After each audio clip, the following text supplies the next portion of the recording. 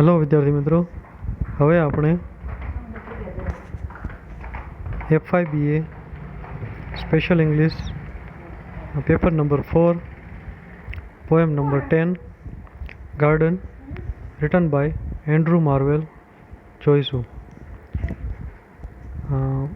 Garden એટલે બગીચો. તેના કવિ છે એન્ડ્રુ માર્વેલ અને તે પણ મેટાફિઝિકલ પોએટ છે. Garden is one of the most famous poems by Andrew Marvell. Andrew માર્વેલની ગાર્ડન એ એક લોકપ્રિય કવિતાઓ પૈકીની એક કવિતા છે.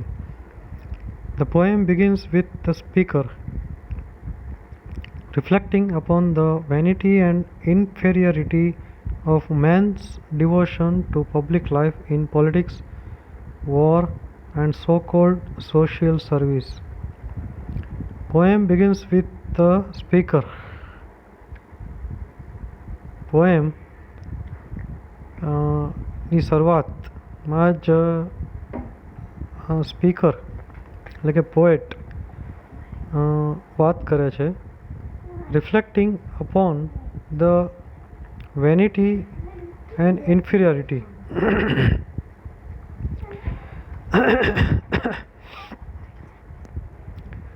વેનિટી એટલે વ્યર્થતા અને ઇન્ફિરિયોરિટી એટલે લઘુમતી અથવા એકદમ નિમ્ન કક્ષાની પ્રવૃત્તિ. ઓફ મેન્સ ડિવોશન, માણસની જે સમર્પિતતા છે કોના તરફ? ટુ પબ્લિક લાઈફ, જાહેર જીવન તરફ. કયા ક્ષેત્રમાં? ઇન પોલિટિક્સ, રાજનીતિમાં. ઇન વોર, યુદ્ધમાં. And so cold social service, અને સામાજિક કહેવાતી સામાજિક સેવાઓમાં. માણસની જે સમર્પિતતા છે તેના ઉપર કવિ વાત કરે છે. The speaker says that a retreat to fair quiet and innocence are far better than social recognition and fame. The speaker says that a retreat to fair quiet, retreat એટલે પાછા આવવું, to fair quiet શાંતિ તરફ, and innocence નિર્દોષતા તરફ, are far better than social recognition and fame. તે ઘણું બધું સારું છે કોના કરતાં? સામાજિક કીર્તિ મેળવવા કરતાં. The speaker portrays the garden as a place where there are sacred plants removed from society and its rude demands.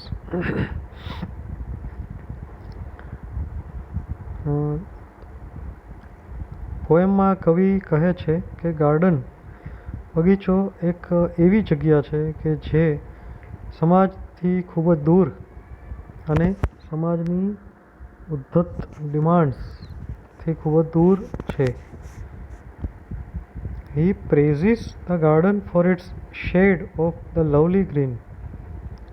તે ગાર્ડનના વખાણ કરે છે તેના સુંદર છાયા માટે અને હરિયાળી માટે. He calls it superior to the red hues of passionate love.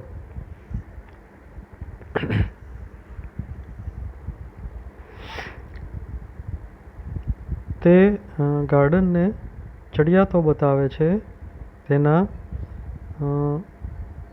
જુસ્સાદાર પ્રેમના રંગોને કારણે, સુંદર રંગોને કારણે.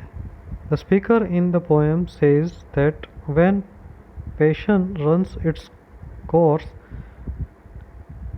love turns people towards a contemplative life with nature around. The speaker in the poem says that when passion runs its course, જ્યારે passion ચાલે છે ત્યારે લવ turns people ટવર્ડ્સ કન્ટેમ્પલેટિવ life, ત્યારે લવ લોકોને કન્ટેમ્પલેટિવ લાઈફ એટલે કે ચિંતનયુક્ત જીવન તરફ વાળે છે વિથ નેચર અરાઉન્ડ, પ્રકૃતિની સાથે. He praises the abundance of fruits and plants in the garden. He praises the abundance of fruits and plants in the garden. ગાર્ડનમાં રહેલા ફ્રૂટ્સ અને પ્લાન્ટ્સ, છોડ ની પ્રશંસા કરે છે, ની વિપુલતાની પ્રશંસા કરે છે. એટલે કે ખૂબ જ પ્રમાણમાં ફ્રૂટ્સ એન્ડ પ્લાન્ટ્સ ગાર્ડનમાં આવેલા છે. He says, "What wondrous life in this I lead. Ripe apples drop about my head. The luscious clusters of the vine upon my mouth do crush their wine. The nectarine and curious peach into my hands themselves to do reach. Stumbling on melons as I pass, ensnared with flowers, I fall on the grass."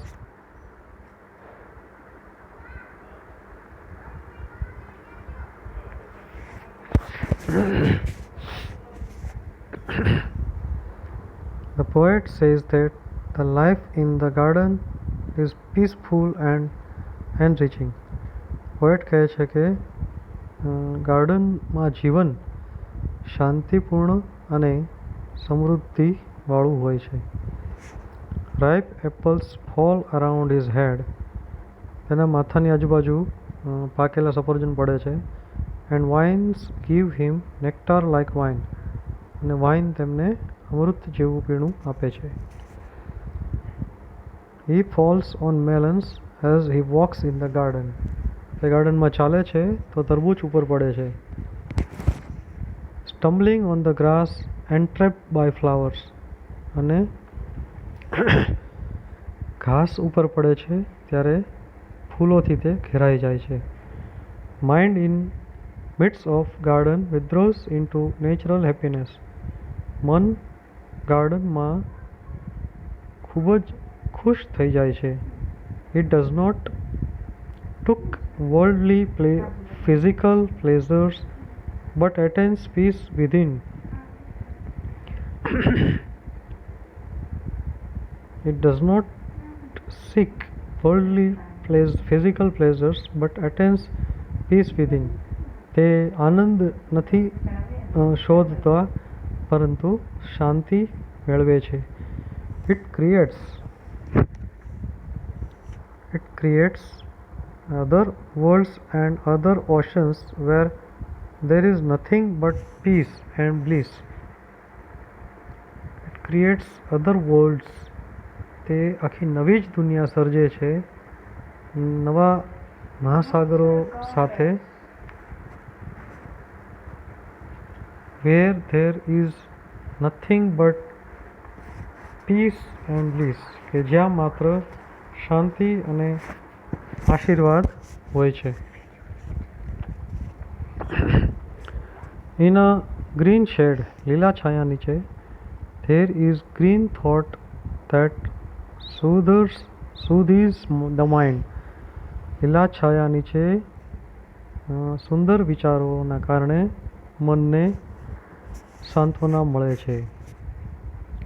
The poet says, "Here at a fountain's sliding foot, or at some fruit tree's mossy root, casting the body's waste aside, my soul into the boughs doth glide. There like a bird it sits and sings, the wets and combs its silver wings, and keel prepared for longer flight, waves in its plumps the various light."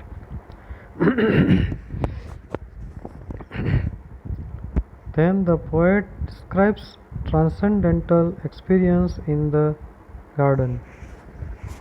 ત્યારબાદ poet ગાર્ડનમાં એકદમ ઉચ્ચ પ્રકારનો સુંદર મજાનો ચડિયાતો અનુભવ જણાવે છે, વર્ણન કરે છે. ઉચ્ચ કક્ષાનો અનુભવ. At the sliding foot of the fountain and at the mossy root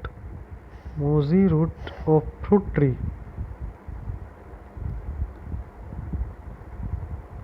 fountain ફુવારાની બાજુમાં અને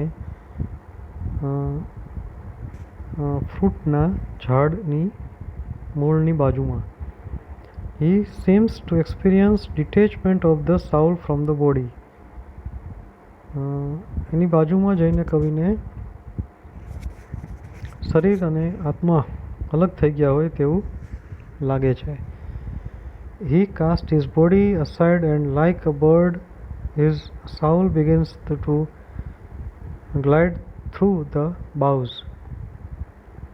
Cast his body, તે પોતાનું શરીર ત્યાં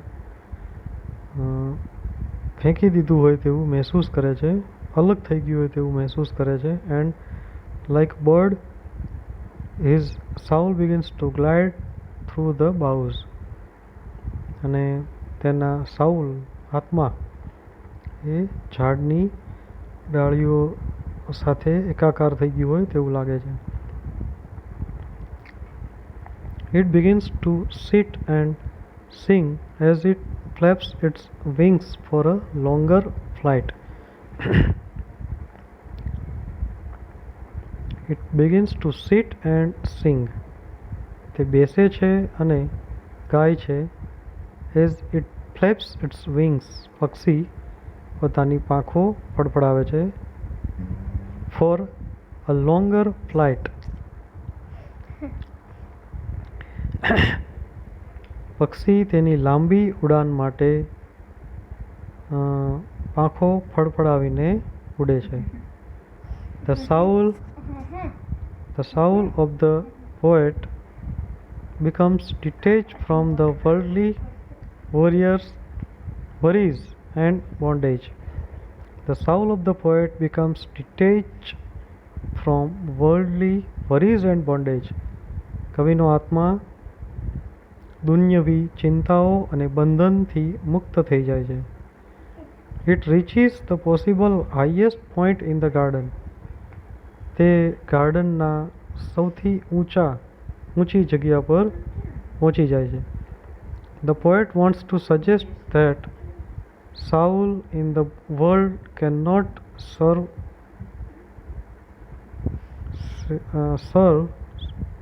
sever its ties with the world completely. The poet wants to suggest that soul in the world, poet એવું કહેવા માગે છે કે soul in the world, દુનિયામાં આત્મા cannot sever its ties with the world completely. સમગ્ર દુનિયા સાથે ક્યારેય કોપ અપ નથી કરી શકતું પૂર્ણ રીતે. It can reach certain height only to return to worldly life. તે ઉચ્ચ કક્ષાએ પહોંચે છે પણ પાછા આવવા માટે જ. Only death can cut off these ties. માત્ર મૃત્યુ જ આ પ્રવાસને રોકી શકે છે. However, the experience is profoundly enriching and spiritually strengthening. જોકે આ અનુભવ ખૂબ જ સમૃદ્ધ અને આધ્યાત્મિક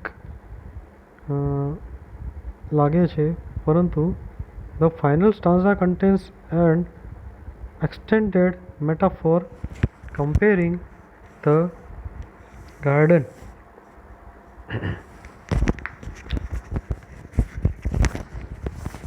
to private universe containing its own fragment zodiac of flowers.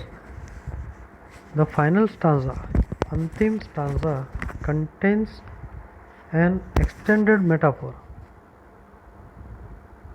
Final stanza contains an extended metaphor. તે ફાઇનલ સ્ટાન્ઝા વિસ્તારપૂર્વકનું રૂપક રજૂ કરે છે. Comparing the garden to private universe, તેમાં ગાર્ડનને પ્રાઇવેટ યુનિવર્સ એટલે કે અંગત એકદમ પોતાનું બ્રહ્માંડ જાણે ન હોય તેની સાથે કમ્પેર કરે છે. containing its own fragment zodiac of flowers, તેને પોતાના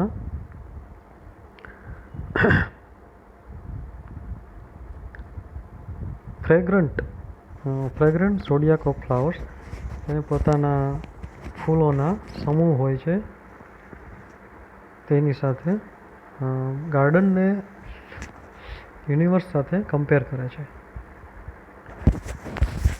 How well the skillful gardener drew of flowers and herbs this dial knew, where from above the milder sun does through a fragment zodiac run, and as it works the industrious bee computer its time as well as bee.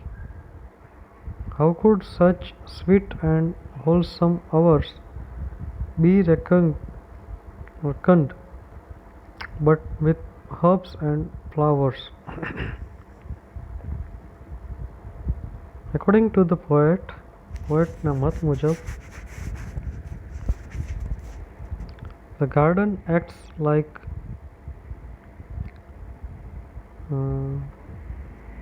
private universe where there is fragrant zodiac of flowers and the bee is cosmic timekeeper. અહીં કવિ ગાર્ડનને private universe સાથે compare કરે છે અને કહે છે કે તેને પોતાના ફ્રેગ્રન્ટ ઝોડિયાક ઓફ ફ્લાવર્સ હોય છે, એટલે કે ખૂબ જ સુગંધિત ફૂલોનો સમૂહ હોય છે. એન્ડ ધ બી માખી એ કોસ્મિક ટાઈમ કીપર તરીકે ભૂમિકા ભજવે છે. The industrious labor of the bees mark the passage of time. મહેનતુ માખી એ ખૂબ જ નોંધપાત્ર કામ કરે છે. He compares the scene to happy garden state of Eden. He compares the scene to happy garden state of Eden, the biblical paradise in which Adam and Eve lived with God.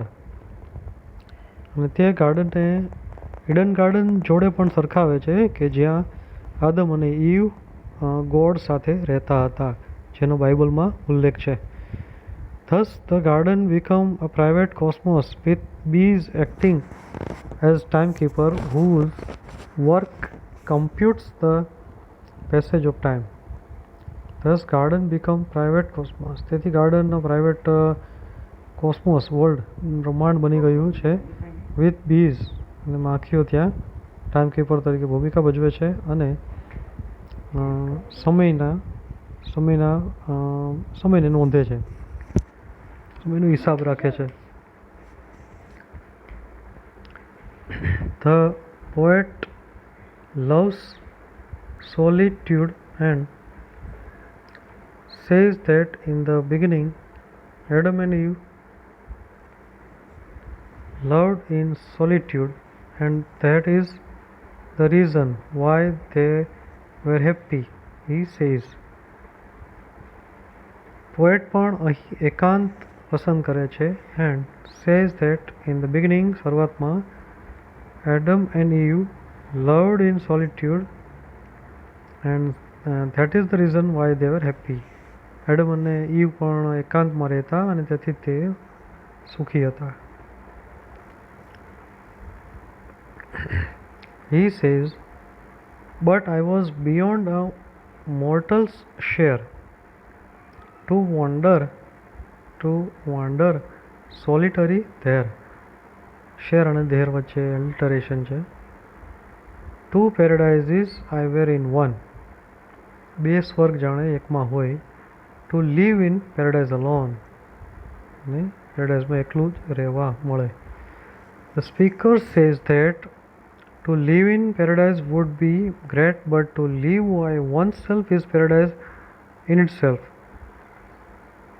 Poet અહીં કહે છે બહુ સરસ મજાની વાત કે પેરેડાઇઝમાં રહેવું, સ્વર્ગમાં રહેવું એ તો સરસ છે, પરંતુ live by oneself is paradise in itself. પરંતુ એકલા રહેવું અને પોતાની જાતમાં ખુશ રહેવું, આનંદિત રહેવું એ अपने आप में एक स्वर्ग है. So it would be double paradise. તેથી અહીં ડબલ પેરેડાઇઝ, બમણા સ્વર્ગનો આનંદ મળે છે. ઇન ધ લાસ્ટ સ્ટાન્ઝા, છેલ્લા સ્ટાન્ઝામાં, Marvell compares the speaker's garden to sundial of flowers and herbs. છેલ્લા સ્ટાન્ઝામાં માર્વેલ ગાર્ડનને સનડાયલ, સૂર્યમુખી અને બીજા ઔષધો સાથે સરખાવે છે ગાર્ડનને. It is a very interesting metaphor. એ ખૂબ જ રસપ્રદ રૂપક છે. Changing of the seasons.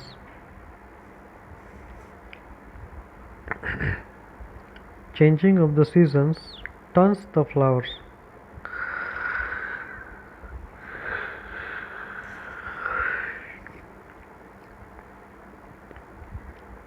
ઋતુઓના બદલાવાથી ફૂલોમાં પણ પરિવર્તન આવે છે. One can follow the passing of time by watching flowers bloom, grow and fade.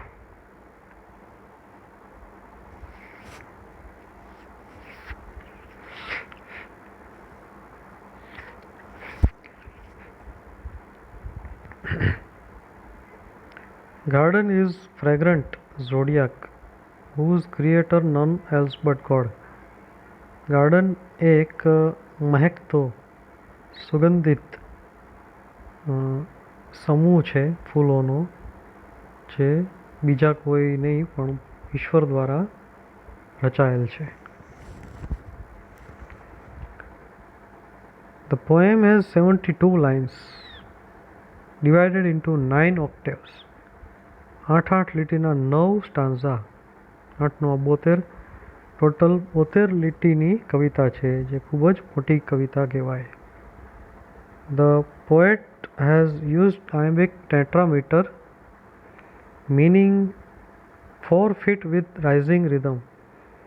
પોએમમાં આયમ્બિક ટેટ્રામીટર છંદ વાપરવામાં આવેલ છે અને 4 શબ્દોના સમૂહથી પ્રાસ રિધમ સેટ કરેલ છે. Each stanza has 4 rhyming couplets such as. દરેક સ્ટાન્ઝામાં 4 રાઇમિંગ કપલેટ્સ છે. કપલેટ એટલે 2 લીટી. A B B C C D D. Rhyme scheme છે પોએમની. Andrew Marvell has used figures of speech very beautifully. Andrew Marvell પોતાની કવિતામાં અલંકારોનો સુંદર ઉપયોગ કરે છે. For example, he calls Innocence the sister of fair quiet. ઉદાહરણ તરીકે કવિએ ઇનોસન્સ, નિર્દોષતાને સિસ્ટર ઓફ ફેર ક્વાઇટ કીધું છે, એટલે કે શાંતિની બહેન કીધી છે. It is an example of personification too. એ સજીવારોપણ અલંકારનો પણ એક ઉદાહરણ છે. In line 9, fair quiet is an apostrophe where the poet addresses it. નવમી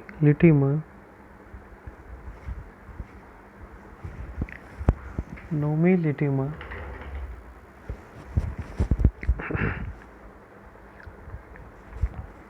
fair quiet is an apostrophe, એટલે કે સંબોધન અલંકારનો ઉપયોગ કર્યો છે. એઝ અ મેટાફિઝિકલ પોએમ તરીકે ઇટ યુઝિસ મેની કન્સિટ્સ, ઘણી બધી કન્સિટ્સ, ખ્યાલો પ્રતીકોનો ઉપયોગ કર્યો છે. વિટ, બુદ્ધિ, ફાર ફેચ ઇમેજીસ, બે અલગ અલગ ઇમેજને નજીક લાવીને તેની વચ્ચે કમ્પેર કરવું, તેને ફાર ફેચ, દૂરથી લાવેલી ઇમેજ કહી શકાય. એન્ડ અલુઝન્સ, અને ભ્રમ ઉત્પન્ન થાય તેવી ઇમેજીસનો ઉપયોગ કર્યો છે. It refers to the mythology of Apollo and PAN. Apollo અને પાનની માઇથોલોજી, પૌરાણિક વાત પણ કરવામાં આવી છે. The poet also refers to medieval philosophy that mind is an ocean of all things and images of the real world. પોએટે મિડિયવલ ફિલોસોફીને ટાંકીને, એટલે કે મધ્યયુગની તત્વચિંતનને ધ્યાનમાં રાખીને કહ્યું છે that mind is an ocean, કે મન તો દરિયો છે, of all things and images of real world, વાસ્તવિક દુનિયામાં જે ઘટનાઓ અને વસ્તુઓ અને જે ઘટનાઓ બનેલ છે તેના માટેનો જ એક